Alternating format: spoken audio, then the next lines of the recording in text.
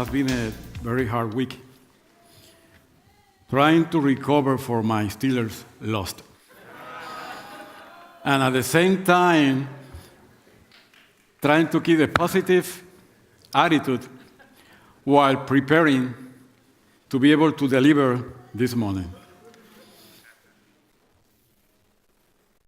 For some reasons, last Sunday, I decided not to watch the game. What a Steelers fan, no? Because I knew that something would happen and wasn't good.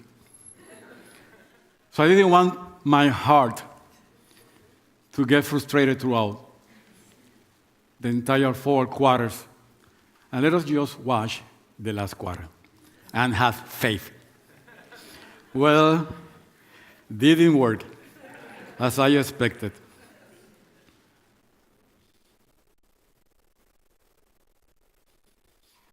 As I prepare for this week, a passage came to my heart and mind, and I decided to explore it further. Join me in look at 1 Samuel chapter 3.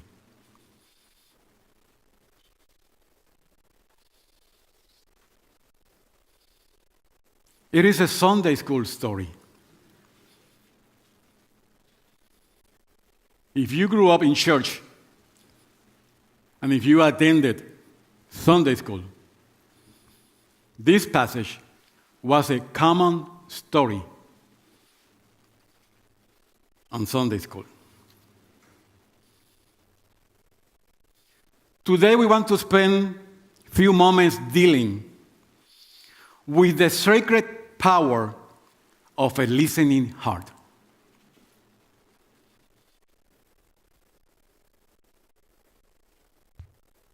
At the end of this message, I want to plant the seed in your hearts that we need to have a listening heart.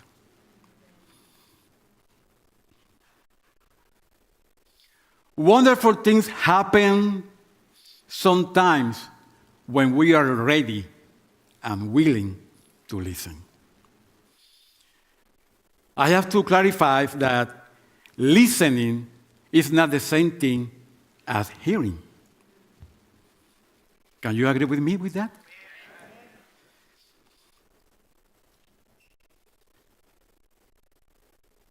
Hearing refers to the sounds that enter our ears. It is a physical process that provides you do not have any hearing problems, you will hear. But listening requires more than that. It requires focus and concentrate effort.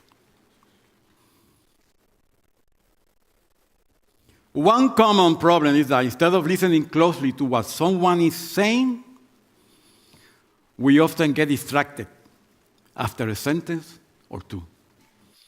And we just want the person to end the conversation so we could answer. We already have the answer, but we're not been listening throughout the entire conversation. I remember many years ago, I got a memo to report to my boss office.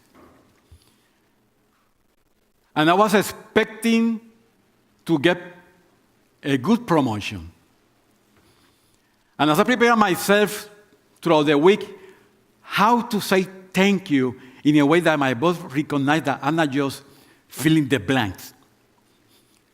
The moment came, I come to the office, I did go in, he's welcoming. He's not sitting, he's standing. So I said, no, he wants to give me a personal hug. Well, my peers has come to that kind of meetings, and they came out with a promotion. And they always talk about the entire time that our boss spent with us or with them close to an hour. So I'm ready to be sitting down for an hour, listening to him, getting my promotion, knowing how much I'm going to make. And I got disappointed. Because when I got into the office, and he's standing 11 minutes after I got to that office, someone else came pretending that he has a meeting. And the person entered in 11 minutes into the meeting and tell him, boss, your next appointment is waiting. I did not get the promotion. I did not get the salary increase. And I was ready to listen. On my way out, I decided to stop by the cafeteria. And who's coming by passing the cafeteria? My boss. He's telling another supervisor, I have to rush. I have a game that I need to watch.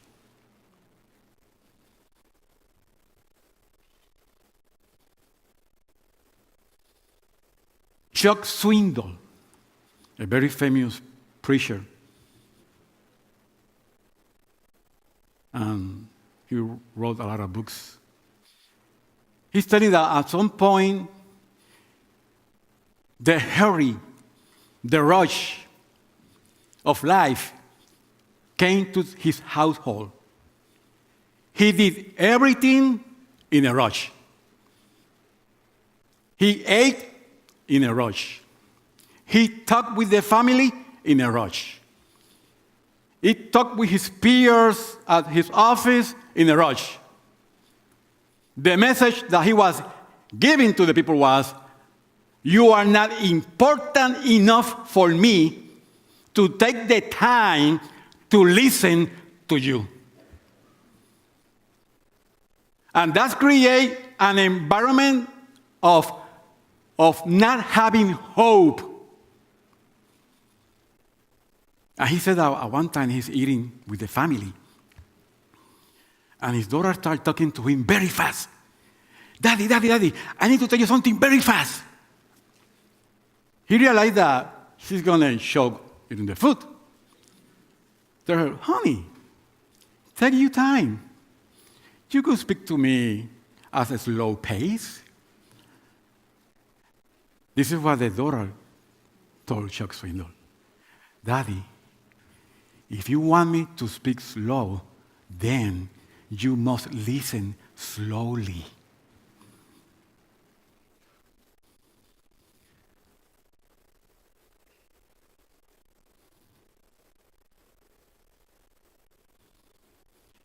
When I read this chapter,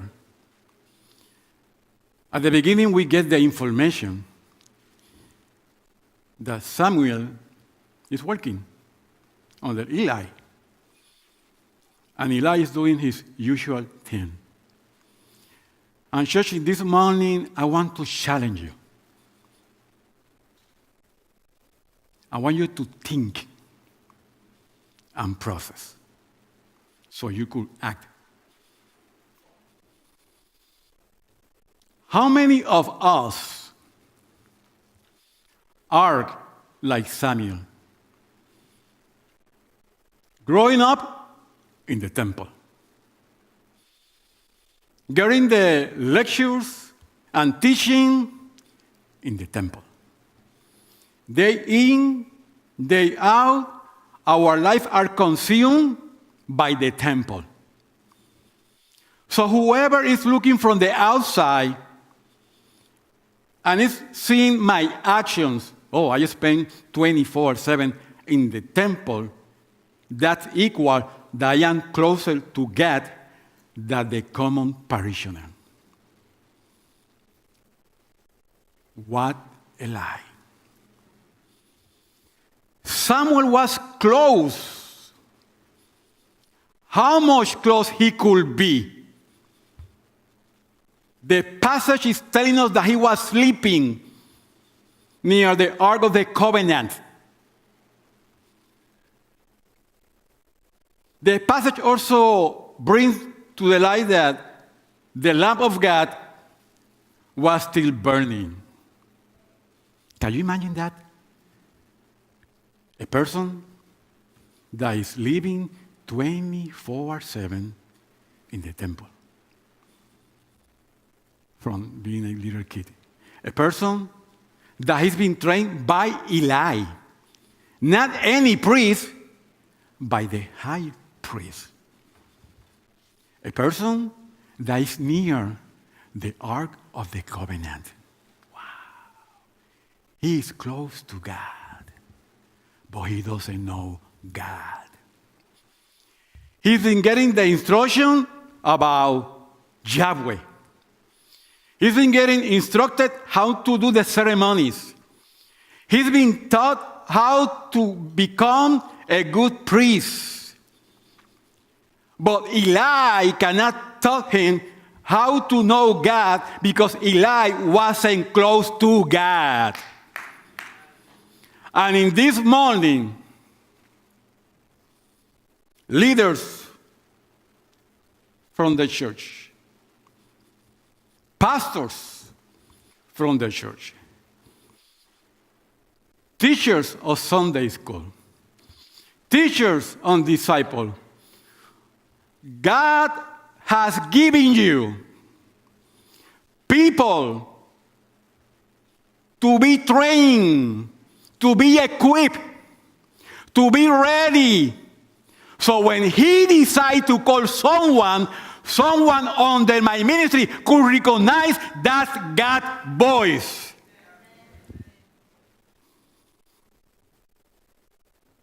That's why I love this coming week. Because we're going to be praying. We're going to be fasting. Pray and fasting. Once you do that, then stop what you're doing.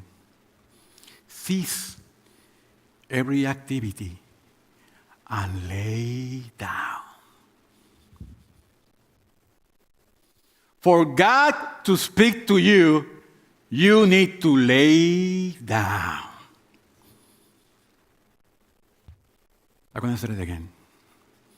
For God to speak to you, you need to lay down. You know what I mean, lay down? In the Spanish service, I go down so. If I don't come down, it's not me. When you lay down, your commitment is a total commitment. When you lay down, I'm going to put my agenda on the closet.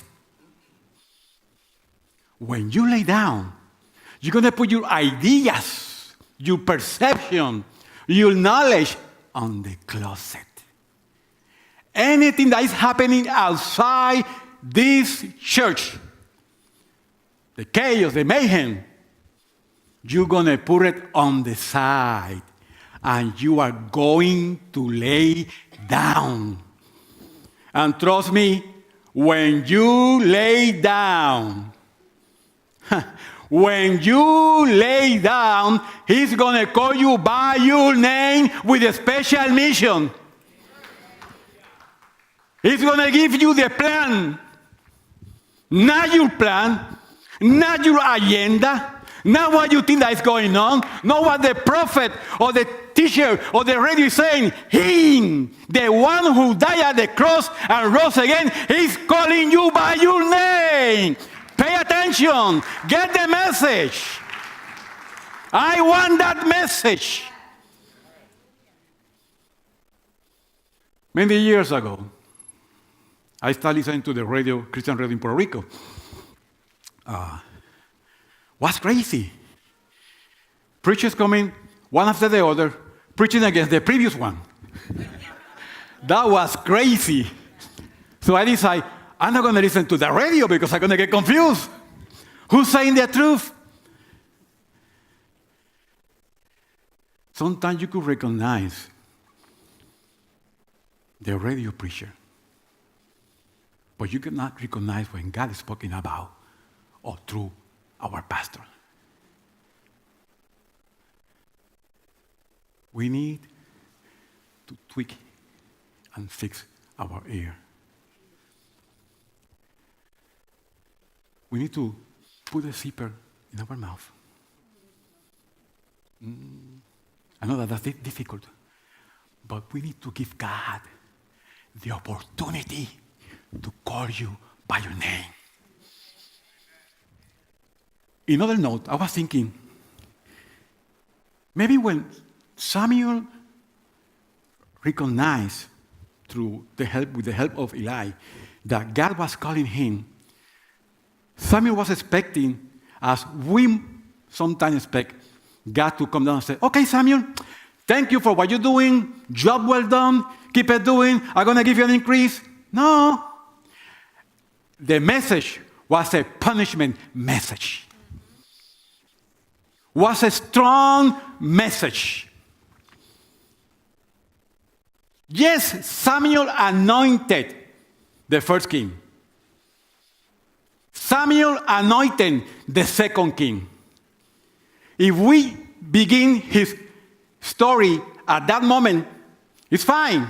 No, we have to go back to the turning point on Samuel's life, which was he was able to listen.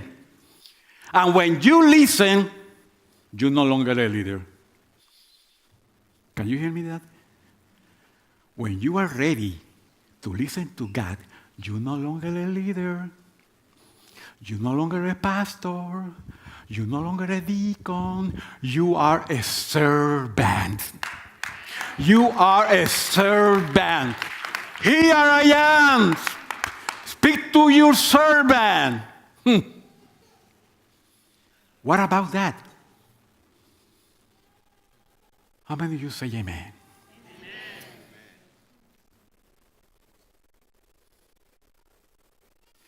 Many people don't want to listen because the silence is like scary. You know, if we go into a silence, it becomes scary. Because then voices start talking in our head. And by the way, if you're hearing voices, don't tell me. Because then you're losing the reality. You're not crazy. You're already crazy.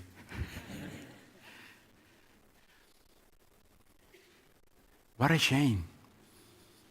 Eli is teaching Sam, I'm going to call him Sam, how to be a priest. You are teaching your team how to be a better teacher of Sunday school, how to be a better man in ministry, how to be a better woman in ministry, how to be a better pastor in ministry, how to be a better deacon in ministry. Doesn't matter if you don't know his voice. Doesn't matter if you don't know your voice. Doesn't matter how many diplomas we got. Oh, I graduate. Oh, yes, I graduate too. Do I know him? It's not about knowing about him. Do I know him? I'm going to tell you a story, a real story. Many of you know that my son, Isaiah Jr., went to a traumatic brain injury accident. And one of the things that we discovered to that accident is when he finally wake up, is Vivian and I with him, and he didn't recognize us until he heard our voice. Oh, that's Daddy. That's Mommy. The accident didn't delete the voice recognition. If I bring this to now, the accidents, issues, troubles that you go throughout your life must not delete the voice recognition that he has put in you so you could recognize his voice. And once you recognize his voice, you must respond to the calling, whatever is the calling. Even if I don't like it, even if it's not what you are intending to do. Oh, church, you have to learn to accept the calling. Grab it and act it in that calling. Once you act, then you could say, God is taking me to speak and anoint kings. Because way back when he called me, I respond and I said, here I am, send me. I will do whatever you have sent me to do, even if I don't like it. You know what? Because that calling is going to take you from the comfort zone. It's going to challenge you.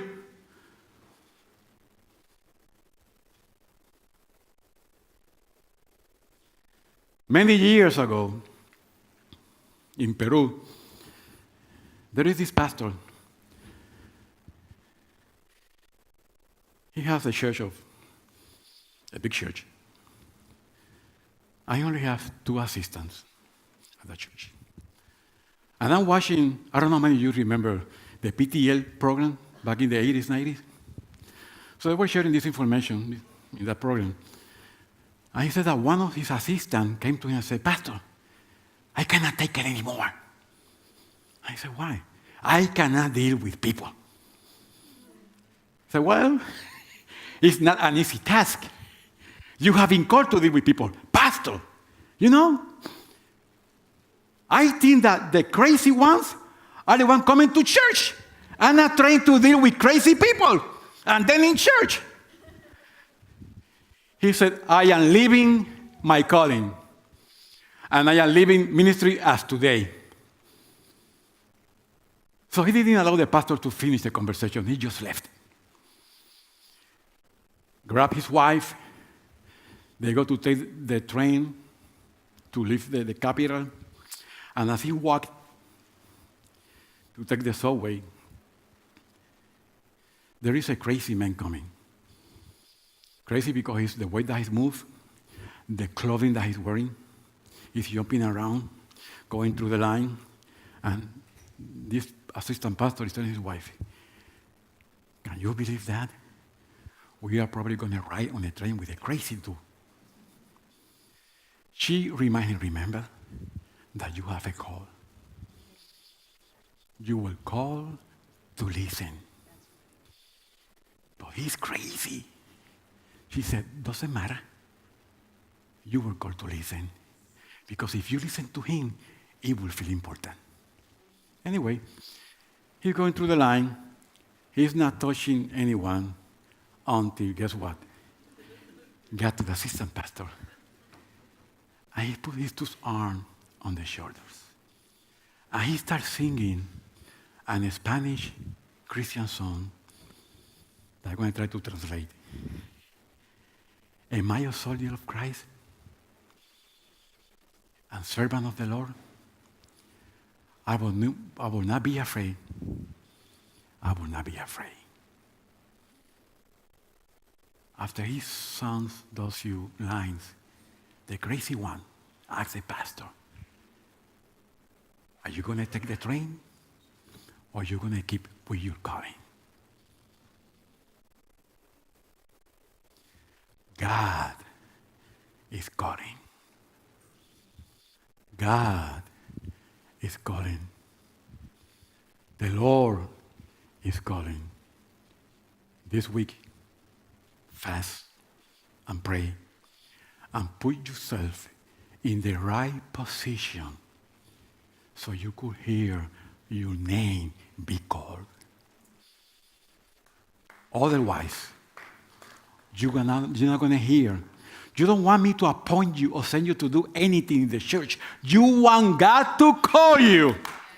Because you need God support because it's a man send you when the things get very tight, when the peers disappear. Welcome to the real world. You did not have a call. Now you are by yourself. But in my own life and my own experience, when those moments came to my life, I could look around because I never gave up. I never gave up to the calling. Doesn't matter what. He called me by my name, and he sent me by my name, regardless what humans could think about it. My calling, your calling, is coming from above the heaven. It's coming from God's throne. God bless you.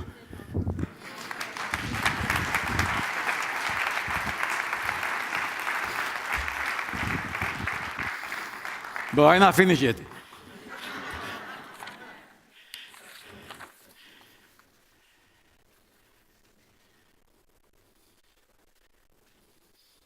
A final thing I want to share with you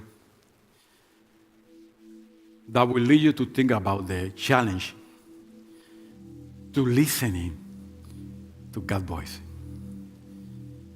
Samuel was, at that time, just a child when the Lord spoke to him. He doesn't just hear God, but he reacts to what God says.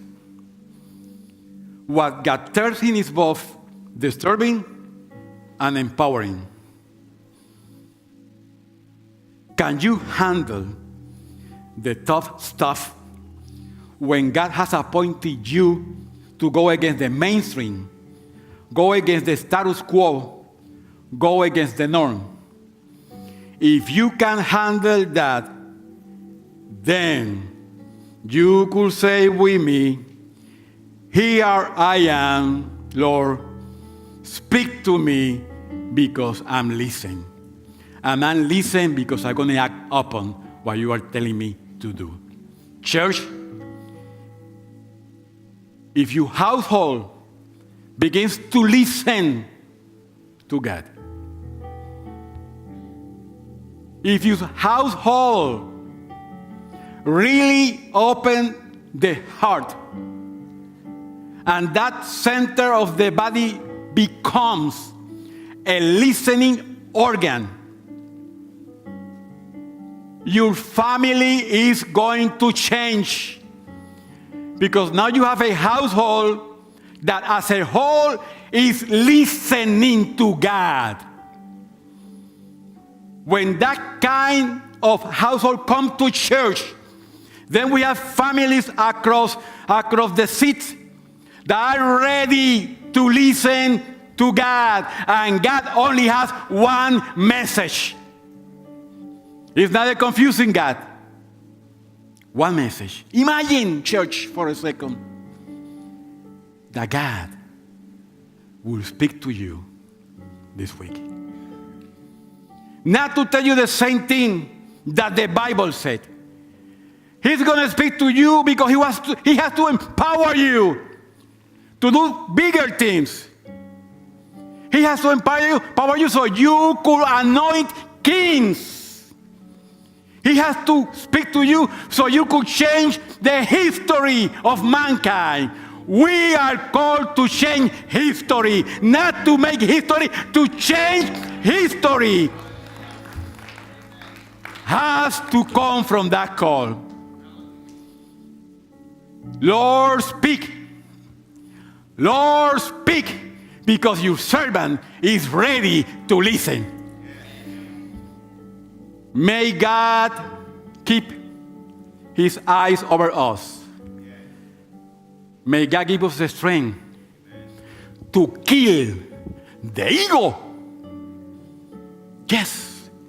So my heart could really listen to God's voice. Ask God, kill my ego. I don't need the ego. I need you at the center of my heart. Once I listen to you, and I become the temple of the Holy Spirit because I'm listening to you. Now I finish. God bless you.